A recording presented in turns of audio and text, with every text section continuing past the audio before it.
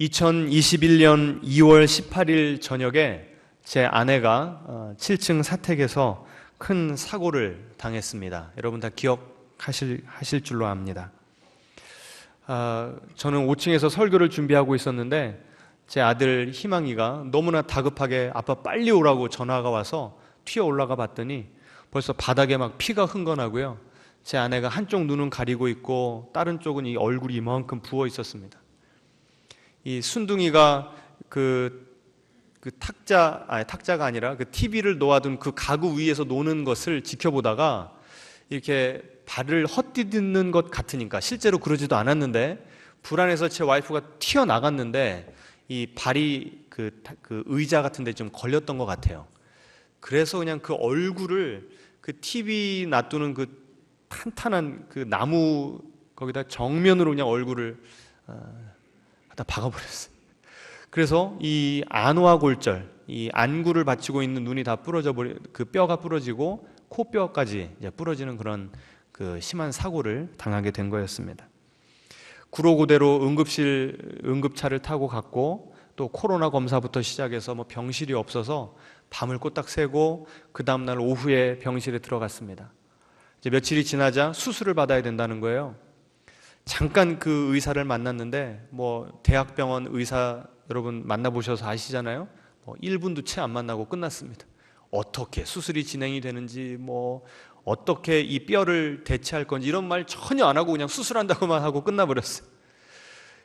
병실에 들어와서 제 아내가 이제 서치를 하기 시작합니다. 제 아내가 그거 참 잘하거든요. 보니까 안화골절 수술 받은 사람들만 또 카페를 하나 만들었더라고요. 그래서 가입을 하고 들어가 보니까 이 안화골절이 오면은 이 복시 이 두 개로 보인답니다. 뼈를 이 안구를 받치던 뼈가 이렇게 내려 앉아가지고 복시로 보이는 거예요.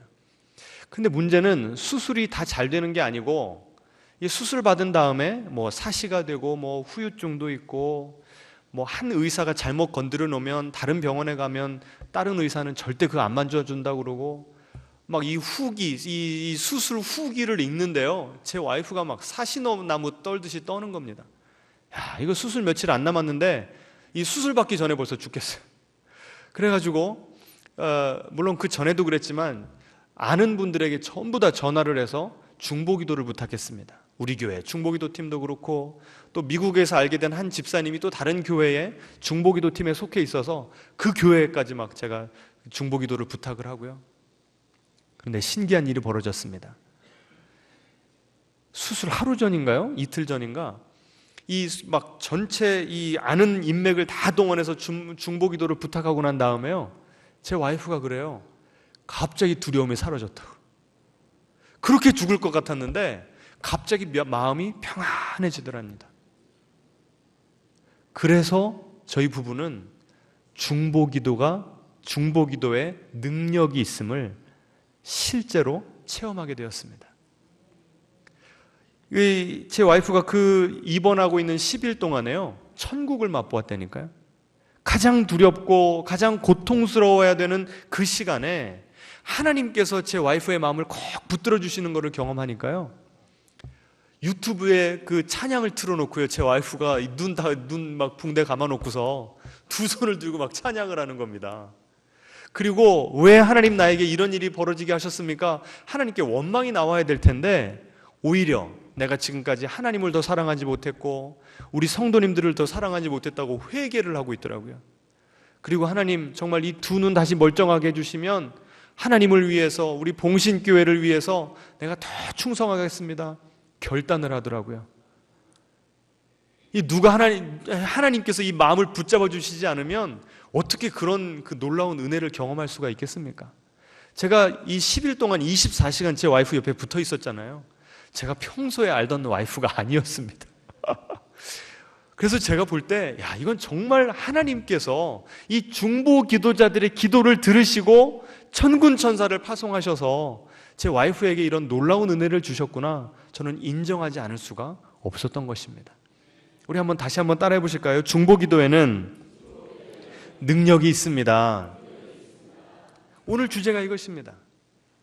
여러분, 사람들이 다른 어려움에 처한 사람을 위해서 기도할 때에도 하나님께서 그 기도에 응답을 해주시는데, 오늘 본문에 보시면요, 예수님께서, 하나님의 아들 성부 예수님께서 하나님께 우리를 위해서 기도하시는 내용이 나옵니다. 사람이 기도를 해도 하나님께서 들으시는데, 하나님이신 이 하나님의 아들, 이 외아 독생자 예수님께서 하나님께 기도하시면 하나님께서 들으시겠습니까? 안 들으시겠습니까? 당연히 들으시죠. 여러분, 주님이 우리를 위해서 기도하고 계심을 믿으십니까? 그렇다면 우리는 행복한 사람들입니다. 그렇다면 우리는 진정으로 복받은 사람인 줄 믿으시기 바랍니다. 자, 예수님께서 이 우리들을 위해서, 그리고 가장 먼저는 오늘 이 요한복음 17장의 이 시간적인 배경이 예수님께서 겟세마네 동산에 올라가시기 바로 전입니다. 이제 올라가시면 체포가 되시고 십자가에 달려서 돌아가시는데, 그 겟세마네 동산에 올라가기 바로 전에 마지막, 그 만찬의 마지막 그 시간을 예수님께서 제자들을 위해서 기도하고 계신 그 장면이 지금 이 요한복음 17장에 나온 것입니다. 그래서 예수님께서 어떤 기도를 하셨는가? 지금까지 마태, 마가, 누가 그 복음에 보시면 예수님께서 기도하셨더라, 습관을 쫓아 기도하셨더라, 밤에 기도하셨더라, 새벽에 기도하셨더라, 기도했다라고 하는 내용은 자주 나오는데, 기도했다는 말은 자주 나오는데 기도의 내용에 대해서는 거의 안 나오거든요. 그런데 유독 요한복음 17장에서만 예수님께서 무엇을 위해서 기도하셨는지가 자세히 나옵니다. 너무나 이 내용이 심오해서 오늘 이 설교에서는 제대로 다룰 수가 없고요, 나중에 한번 시리즈 설교를 해야 될지, 특색 가운데 이 요한복음 17장을 좀 같이 연구해 봐야 될지 지금 제가 고민 중입니다. 자, 오늘 잠깐만 수박 겉핥기 시기라도 잠깐 우리 좀 맛을 보도록 하겠습니다. 예수님께서 제자들을 위해서 무엇을 위해서 기도하셨는가? 먼저 PPT 보여주시겠습니까? 자, 예수님께서 이렇게 기도하셨습니다. 내가 제자들을 위하여 비옵나니. 예수님이 지금 중보하시는 거죠. 내가 그들로 말미암아 영광을 받았나이다. 지금 하나님께 무엇을 간구하시기 이전에 이미 하나님께서 제자들을 통해서 이 예수님께 영광을 주시는 것에 대해서 감사하고 있는 내용입니다. 근데 지금 이 예수님이 이 기도를 언제 하셨다고요?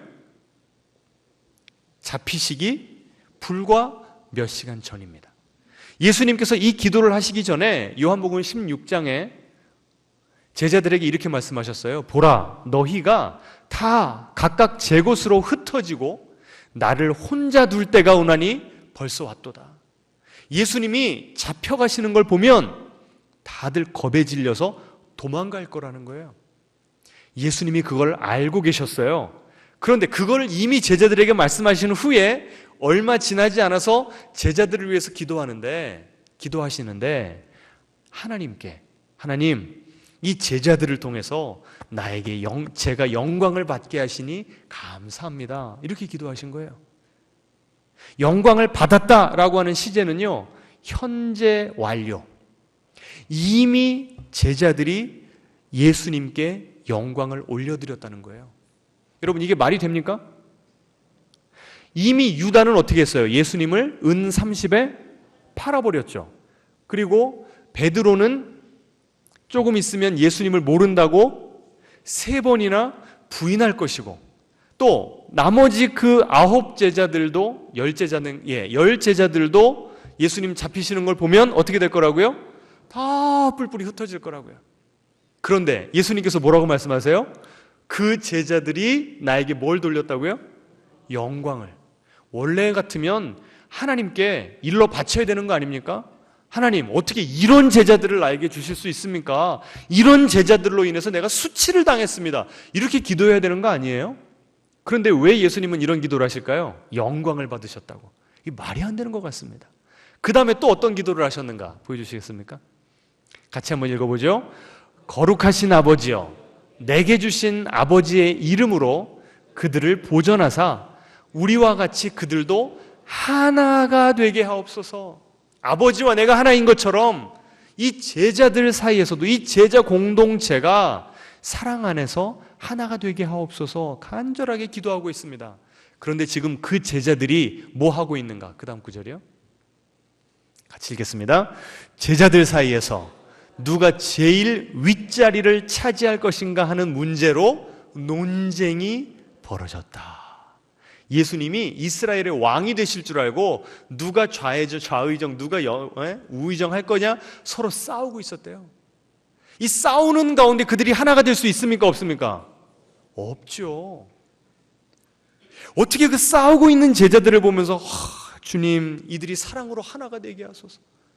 지금 예수님이 우리를 위해서, 제자들을 위해서 중보기도 하신다는 건 참 감동이 되고 마음이 따뜻해지나, 이 역사적인 배경, 지금 이 제자들의 상태를 보니까 이 예수님의 기도가 잘 이해가 되고 은혜가 되십니까? 아니면 좀 의아한 그런 생각이 좀 드십니까? 의아해지죠. 너무나 현실과는 동떨어진 기도하고 계신 거 아닙니까? 예수님이 현실을 좀 부인하고 계신 거 아니에요? 내가 3년 동안 투자한, 내가 3년 동안 이 열과 이 혼과 모든 것을 다 쏟아부은 내 제자들이 3년 후에 이 모양 이 꼴이라면 나는 실패한 거 아닌가? 내 실패를 마주하기가 힘들어서 그냥 이렇게 슈거코팅 잘 포장해가지고 하나님, 이 좋은 제자들 주셨으니 감사합니다. 이 제자들이 하나 되게 하시옵소서. 그냥 그렇게 기도하신 겁니까? 우리가 이 기도를 좀 잘 이해할 필요가 있습니다. 하나 더 충격적인 기도를 또 보여드릴까요? 오늘 우리가 읽었던 본문인데요, 20절에 보시면 이렇게 나옵니다. 내가 비옵는 것은 이 사람들만 위함이 아니요. 그러니까 지금 예수님은 제자들, 내 앞에 있는 11명의 제자들만을 위해서 기도하신 것이 아니라 또 뭐라고 하세요?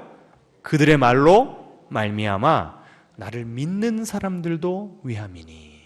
여러분, 이건 지금 뭘 전제하고 있습니까? 제자들이 올바르게 다시 세워져서, 그렇죠? 제자의 모습을 제대로 감당함으로 제자들이 복음을 잘 전파해서 열매를 거두어서 이 예수님의 이 교회 공동체가 1세대로 끝나는 것이 아니라 2세대, 3세대 쭉 연결될 것을 미리 전제하고 계시는 거예요. 아니, 이 시원찮은 제자들 뭘 믿고서 예수님께서는 나는 이들이 다시 세워질 것을 믿습니다. 이들이 반드시 복음의 열매를 맺을 것을 믿습니다. 그래서 이들이 전도할 그 다음 세대들을 위해서 하나님, 제가 이렇게 기도합니다. 이렇게 기도하고 계신 거예요. 예수님이 너무 이상주의자 아니십니까? 이걸 어떻게 이해해야 될까요? 저는 이렇게 의문점이 들자마자 생각난 구절이 하나가 있었습니다. 누가복음 22장에 보시면 예수님께서 베드로에게 이렇게 말씀하십니다. 같이 한번 읽어보죠. 시몬아, 시몬아, 보라, 사탄이 너희를 밀가부르듯 하려고 요구하였으나 그러나 내가 너를 위하여 네 믿음이 떨어지지 않기를 기도하였노니 너는 돌이킨 후에 네 형제를 굳게 하라. 지금 예수님이 네가 나를 3번 부인할 거야, 이건 기정사실이야, 이건 반드시 일어날 거야 라고 하신 다음에 이렇게 말씀하시는 거예요. 내가 너를 위해서 뭐 한다? 기도한다는 거예요. 어떻게 자기 자신을 부인하는 그런 이 형편없는 제자, 이 괘씸한 제자를 위해서 기도하실 수가 있습니까? 이것이 바로 예수님의 제자들을 향한, 예수님의 우리들을 향한 그 사랑의 깊이, 넓이, 높이인 줄 믿으시기 바랍니다. 예수님이 무엇을, 계속 비춰주세요. 예수님이 무엇을 위해서 기도하신대요? 베드로의 믿음이 떨어지지 않기를 위해서. 여러분이 제 베드로라고 생각을 해보세요. 여러분이 그렇게 믿고 따르던 예수님을 3번이나 모른다고 부인했습니다. 게다가 여러분은 제자들 중에서도 수제자, 예수님이 가장 신뢰하는 제자였어요. 그러면 그렇게 예수님을 실망시키시고 난 다음에 여러분의 심정이 어떠시겠습니까? 예? 내 자신이 너무나 부끄럽고 수치스럽지 않겠습니까? 내 믿음이 어디까지 떨어질까요? 저 바닥까지 떨어지지 않겠습니까? 야, 나 같은 사람이 어떻게 예수님을 볼 면목이 있겠나? 그런데 그럴 마음을 베드로가 가질 것을 누가 미리 아셨던 거예요? 예수님이 미리 아셨던 거예요. 그래서 어떤 기도를 하셨다고요?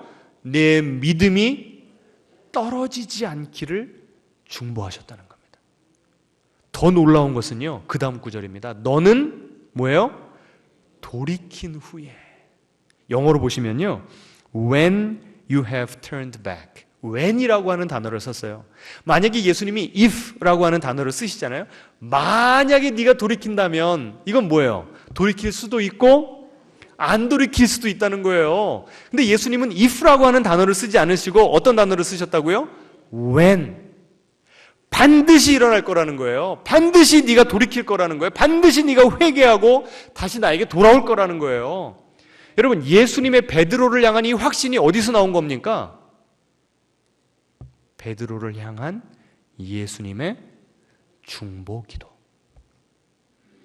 여러분, 우리가 언제 기도하다가 실망합니까? 특별히 중보기도할 때. 예? 누가 아프다고 기도를 부탁해 왔어요. 열심히 기도했습니다. 어떨 때 실망해요? 더 아플 때. 아, 그럼 내가 이 기도해서 무슨 소용이 있나? 목사로서 그런 일을 많이 경험을 하거든요. 그런데 예수님께서는요, 그런 걱정이 없으세요. 우리는 때때로요, 내가 하나님의 뜻을 안다고 생각합니다. 이런 상황에서는 하나님께서 이렇게 들어주시는 것이 최고라고 생각해서 하나님 이렇게 해주십시오 라고 기도를 하는데 그것이 하나님의 뜻이 아닐 때가 있는 거예요. 그래서 하나님은 우리의 기도를 들으시지만 어떻게 들으시냐면요, 필터를 사용하세요. 필터. 우리의 기도를 한번 어떻게 하시고 걸러내시고 들으시는 거예요. 그런데 예수님의 기도는 항상 하나님의 뜻과 어때요? 부합이 되죠. 일치가 되는 거예요. 그러니 예수님의 기도는 한번 걸러내야 걸러낼 필요가 없는 거죠. 그러니까 예수님이 내가 너의 믿음이 떨어지지 않기를 위해서 기도했다. 이건 바로 누구의 뜻입니까? 하나님의 뜻인 거예요. 베드로가 다시 돌아와서 다른 제자들을 격려하고 다시 세우는 것, 이게 바로 누구의 뜻이었던 겁니까? 하나님의 뜻이었던 거예요. 그래서 내가 하나님의 뜻대로 너를 위해서 기도하기 때문에 이것은 반드시 이루어질 것이다. 이렇게 말씀하신 겁니다. 그런 관점에서 아버지, 이 제자들이 나를 영화롭게 하였습니다. 무슨 뜻입니까? 무슨 뜻이에요? 내가 그렇게 기도했기 때문에 지금 당장은 어때요? 제자들이 예수님께 영광을 돌리고 있습니까? 아니죠. 너무나 형편없는 모습, 그와 정반대의 모습이지만 아버지께 내가 기도하면 어때요? 반드시 그것이 이루어지고 응답되리라. 이런 의미인 것입니다. 사도 바울도 비슷한 고백을 합니다. 로마서 8장에 보시면 같이 한번 읽어보죠. 미리 정하신 그들을 또한 부르시고 부르신 그들을 또한 의롭다 하시고 의롭다 하신 그들을 또한 영화롭게 하셨느니라. 이 짧은 한 문장에요, 우리의 이 모든 영적인 여정이 다 들어가 있습니다. 보세요. 이 모든 문장의 주어는 하나님이십니다. 하나님이 가장 먼저 우리를 뭐 하셨대요? 정하셨대요. 너는 내 거야. 딱 집으셨다는 거예요. 지명하셨다는 거예요. 그 다음에 지명하신 다음에 우리를 뭐 하셨대요? 부르셨대요. 어디로 부르셨을까요? 교회로요? 우리를 십자가로 부르십니다.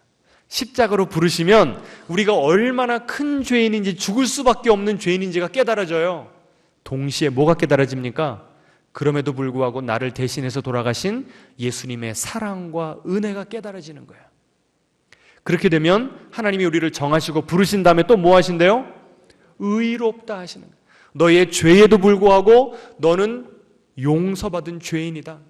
너는 거룩한 신부다. 내가 사랑하는 아들이다. 라고 선포해 주시는 겁니다. 이게 바로 무슨 은혜라고 그래요? 칭의의 은혜라는 거죠.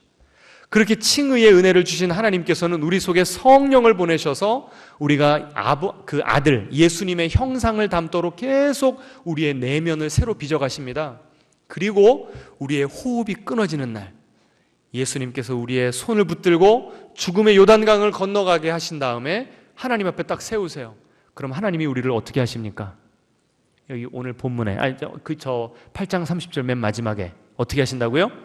영화롭게 하신다. 가장 아름답고 가장 영화로운 모습으로, 영광스러운 모습으로 우리를 변화시켜 주신대요.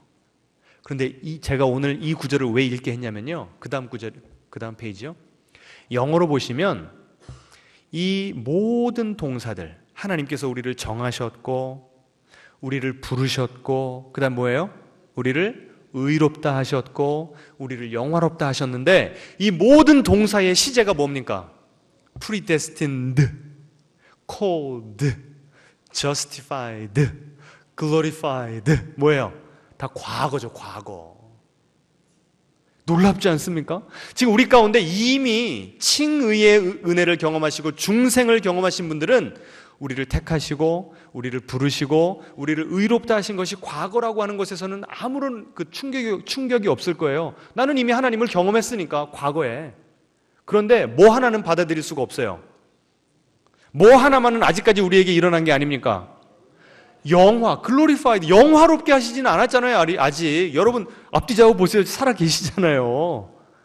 그러면 아직 영화롭게 된 건 이루어진 것이 아닙니다. 그러면 그것이 이루어지는 건 언제? 미래. 그런데 왜 사도 바울은 그 시제를 과거로 했을까요? 너무나 확실하기 때문에, 반드시 일어날 일이기 때문에 이미 일어난 것처럼 과거 시제로 한 것입니다. 아멘. 게다가요, 우리에게만 대입해 보지 마시고 여러분의 가족들, 아직 교회 나오지 않고 하나님께 마음을 열지 않고 있는 여러분의 가족들이나 전도 대상자들을 한번 생각해 보시기 바랍니다. 하나님이 정말 그들을 택하셨다면요, 그들 가운데 아직 하나님이 부르지 않으신 분들도 있어요. 부르기는 했는데 아직 그 주님의 칭의의 은혜를 받아들이거나 체험하지 못한 분들도 있어요. 그럼 그런 분들에게는 이 4가지, 5가지 동사들 가운데 나를 택하신 그 한 가지만 과거형이고, 왜? 우리를 이 세상을 창조하시기도 전에 우리를 택하셨으니 그건 과거 시제일 수밖에 없잖아요. 그런데 우리를 십자가로 부르시고 우리를 의롭다 하신 것을 체험하는 것은요, 아직 우리의 자녀들이나 우리 전도세 대상자들에게 일어나지 않은 일일 수도 있다는 거예요. 그런데도 사도 바울은 이 모든 동사의 시제를 뭘로 했다고요? 과거 시제로 했다는 거예요. 왜 그런가? 제가 하나를 보여드리겠습니다. 지금 저 구절이요, 로마서 8장 30절입니다. 그 다음 구절이요. 자, 8장 26절 같이 읽겠습니다.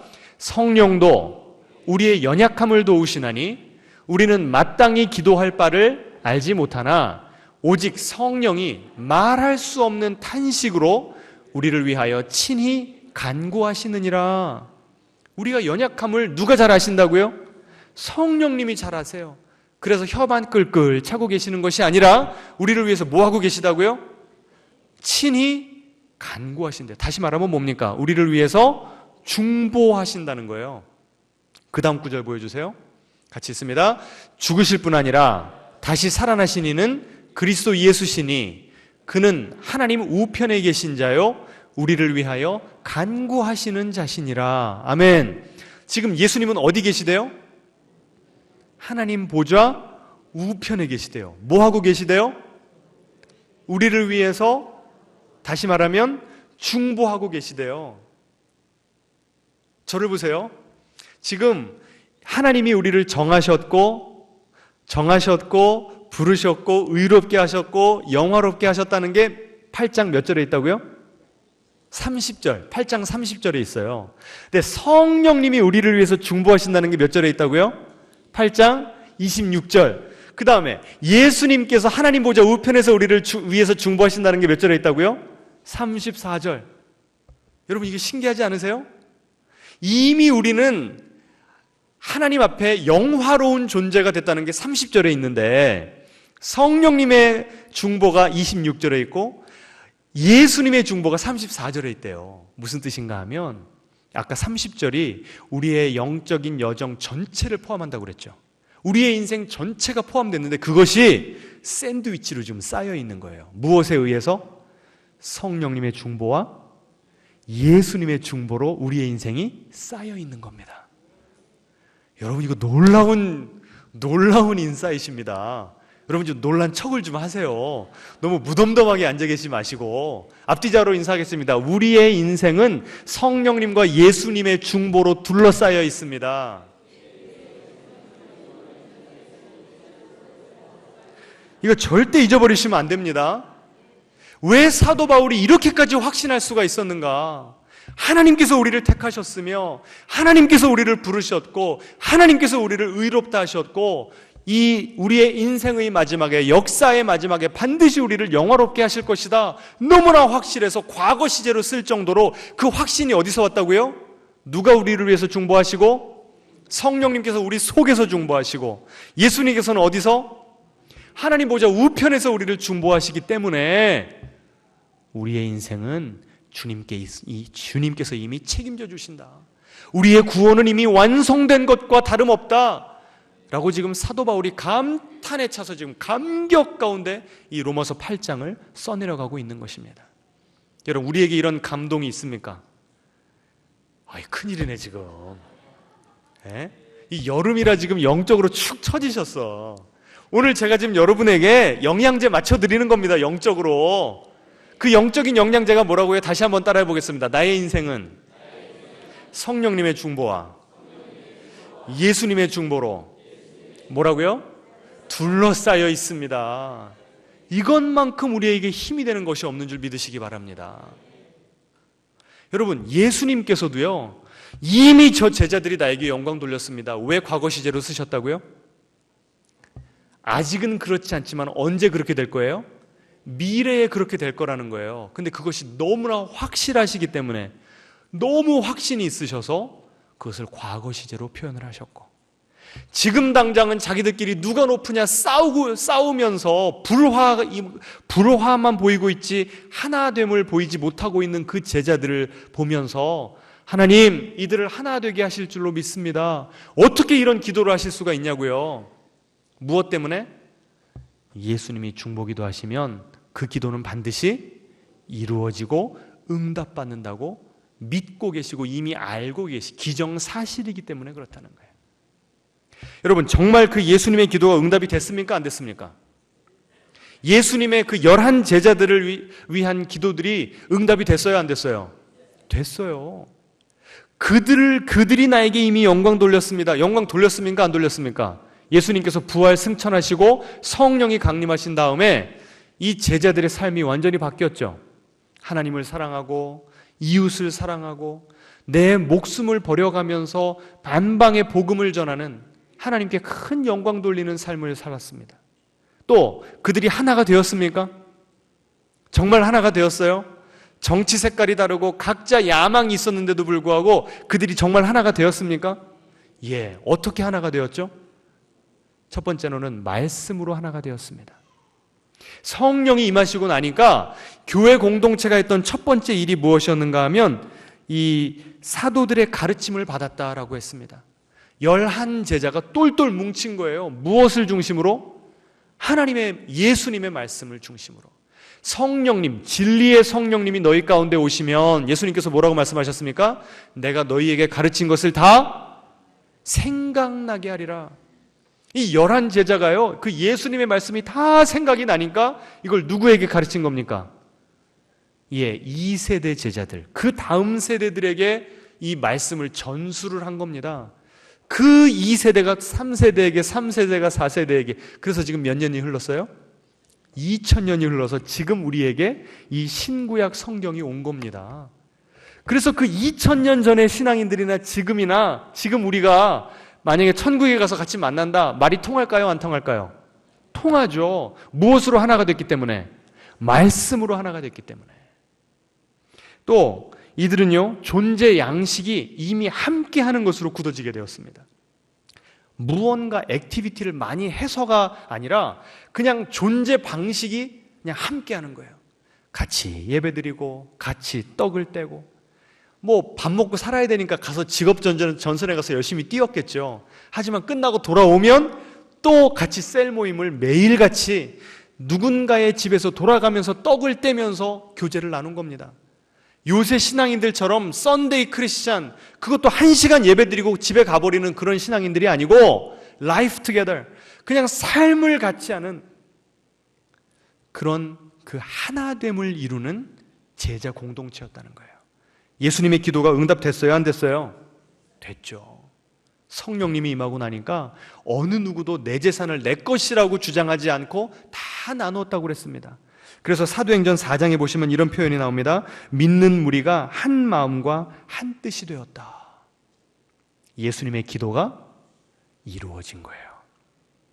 여러분, 이 요한복음 17장에서 제자들과 그리고 다음 세대, 이 다음 2000년 지금까지 이 쭉 지속되는 이 제자 공동체들을 위해서 기도하신 예수님은 그걸로 기도를 끝내셨습니까? 아니면 지금도 우리를 위해서 기도하고 계십니까? 지금도죠. 그러면 그 예수님께서 우리를 위해서 기도하고 계시다면 그 기도의 내용들이 응답되겠습니까? 안 되겠습니까? 되죠. 우리 가운데 자꾸 기도하는데, 하나님 왜 기도하는데 현실은 자꾸 더 어려워집니까? 낙심하는 분들 계시다면 오늘 다시 마음을 고쳐드시기 바랍니다. 주님께서 나를 위해서 기도하고 계세요. 지금 당장 변화가 없다고. 보세요. 지금 우리가 그 예수님의 제자들이었다면 예수님이 그 기도를 하실 때 코웃음 치지 않았겠습니까? 아유, 예수님 어떻게 저는 비현실적인 기도를 하실 수가 있어. 그런데 시간이 지나고 보니까 예수님의 기도가 하나도 응답되지 않은 것이 없었듯이, 지금 예수님께서 여러분을 위해서 기도하고 계시고 여러분의 가정과 사업과 우리 봉신교회와 이 조국을 위해서 기도하고 계신데, 여러분 그 기도가 다 응답될 줄 믿으시기 바랍니다. 전에 이동원 목사님이요, 집회 참석했는데 그런 간증을 하시더라고요. 그 이동원 목사님이 젊을 때, 청년 때 예수님을 영접했는데, 대학생 때. 그리고 나서 이 대예배에 참석할 때마다 항상 이 얼굴이 붉어지는, 너무나 창피할 때가 있었대요. 언제였던가 하면 장로님들이 나오셔가지고 대표 기도를 하시는데, 저 철의 장막 소련이 무너지게 하시옵소서 기도를 하시는데 그렇게 자기가 창피했대요. 아니 저 장로님들은 얼마나 무식하시면, 이 돌아가는 세계 정세도 모르시나 어떻게 저 공산주의 저 세력이 무너질 수가 있냐고. 현실적인 기도를 하셔야지. 오히려 이 배운 지식인으로서 그런 소위 말하는 무식한 기도 때문에 자기가 낙심이 되려고 그랬다는 거예요. 그런데 자기가 어느 순간 목사가 되었고 어느 순간 소련으로, 그 구소련으로 초청을 받아서 자기가 집회를 인도하고 있더랍니다. 그 집회 인도하러 가서 고개를 숙이는데 그때 그 장로님들의 기도 소리가 들리더래요. 여러분, 지금 여러분이 하고 계신 기도, 정말 그것이 성령님께서 감동을 주시고 예수님께서 우리의 마음 가운데 감동을 주셔서 우리가 하고 있는 기도라면요, 이 기도와 현실 사이에 갭이 너무나 크다고, 괴리가 너무나 크다고 여러분 절대 낙심하지 마시기 바랍니다. 아멘. 어떤 기도든 정말 하나님의 뜻에 맞게 하는 기도는 반드시 응답될 줄을 믿으시기 바랍니다. 여러분, 우리 조국의 통일을 위해서도 기도해야 됩니다. 다음 세대가 우리 엘리사가, 그 다음 세대였던 엘리사가 그 윗세대였던 엘리야의 몇 배의 능력을 받았어요? 갑절의 능력을 받았죠. 우리 자녀들이 맨 지금 교회를 이탈한다고 그러고 다음 세대 어떻게 되냐고 걱정만 할 것이 아니라 우리가 뭘 해야 돼요? 중보를 해야죠. 우리 자녀들이 비록 소수라고 할지라도 소수정예 한 영혼이 예수님을 알고 예수님의 군사가 되어서 우리 1세대, 2세대 신앙인들의 갑절의 능력을 받는 그런 다음 세대가 되게 다 해주시라고 기도해야 되지 않겠습니까? 여러분, 우리가 기도해야 될 것이 많습니까? 적습니까? 너무나 많아요. 근데 왜 자꾸 힘이 빠져요? 당장 결과가 보이지 않으니까. 그때마다 뭘 붙잡으라고요? 다시 한번, 우리의 인생은 여러분이 하세요. 성령님의 중보와 예수님의 중보로 둘러싸여 있습니다. 그런데 우리가 어떻게 중보 기도를 쉴 수가 있겠습니까? 아멘. 자, 그래서 마지막으로 적용을 좀 3가지 정도 하겠습니다. 첫 번째는요, 늘 그 성령님과 예수님의 중보를 의식하면서 사시기 바랍니다. 낙심이 될 때, 또 여름 지나면서 기도할 힘을 잃어버리신 분들은 주님, 지금 저를 위해서 기도하고 계심을 믿습니다. 내 믿음이 연약해지지 않도록 나를 위해서 기도하고 계심을 믿습니다. 내가 반드시 다시 그 기도의 자리로 돌아갈 것을 믿습니다. 내가 돌아갈 테니 빨리 영력을 회복시켜 주시옵소서. 이렇게 기도하시기 바랍니다. 아멘. 항상 의식하셔야 돼요. 지금 내가 걱정하고 있는 제목들, 염려하고 있는 제목들 다 누구에게 던져버리셔야 돼요? 자, 손을 좀 해봅시다. 우리의 모든 걱정, 염려를 예수님께 던져버립시다. 예수님이 우리를 위해서 기도하고 계시는데 왜 우리가 그 짐을 지고 있습니까? 아멘. 항상 예수님의 중보를 의식하면서 사시기 바랍니다. 두 번째로, 그 예수님의 중보 때문에 우리는 감사하고 감탄해야 됩니다. 여러분, 우리가 뭐라고, 우리 같은 사람을 위해서 예수님께서 그렇게 간절히 쉬지 않고 계속해서 변함없이 그렇게 기도하실 수가 있습니까? 하나님의 은혜로 있을 데 없는 자 왜 구속하여 주는지 난 알 수 없도다. 우리는 알지 못해요. 왜 나를 이렇게 사랑하시는지. 나는 자격이 없는데, 나는 예수님 팔아버렸는데, 나는 예수님 모른다고 부인했는데, 그 고난의 자리, 헌신의 자리 힘들 것 같으니까 그냥 지레 겁먹고 도망가 버렸는데, 주님은 나를 위해 지금까지 중보하고 계셨대요. 그래서 우리가 지금 이 자리에 앉아 계신 줄 믿으시기 바랍니다. 감탄하셔야 돼요. 감탄. 와, 어떻게 주님은 나를 위해서 이런 은혜를 베풀어 주실 수가 있는가. 여러분, 제가요, 그 제 아내를 위해서 여러분이 기도해 주신 것, 그 능력을 맛보았을 때 하나님께도 감사했지만 여러분에게도 정말 감사했습니다. 근데 우리 교회는 정말 중보기도 팀이 있거든요. 여러분 앞좌석에도 지금 보시면 중보기도 카드가 있습니다. 여러분 잘 이용하고 계세요? 지금도 그 중보기도 팀들은요, 매일 아침 10시면 이 생명을 걸고 기도하십니다. 여러분을 위해서, 우리 봉신교회를 위해서, 나라와 민족을 위해서 기도하고 계십니다. 여러분, 그분들의 그 섬김을 좀 이용하시고 도움을 받으시기를 바랍니다. 아멘. 꼭 오늘 가시기 전에 이 중보기도 카드 작성하시고 가시기를 바랍니다. 이 우리가 좀 찬양을 해야 돼요. 찬양을. 그 놀라우신 하나님께 감사를 좀 돌리시고, 우리 교회 중보기도 팀 좀 점심도 좀 사시고, 격려를 해주시기를 바랍니다. 아멘.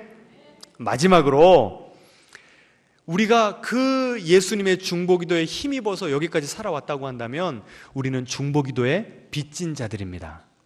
그렇다고 한다면 그 빚을 어떻게 갚아야 될까요? 우리도 이제는 누군가를 위해서 중보기도해야 됩니다. 여러분, 지난 일주일간의 여러분의 기도를 보십시오. 여러분의 기도 안에는 몇 명이 포함되어 있었습니까?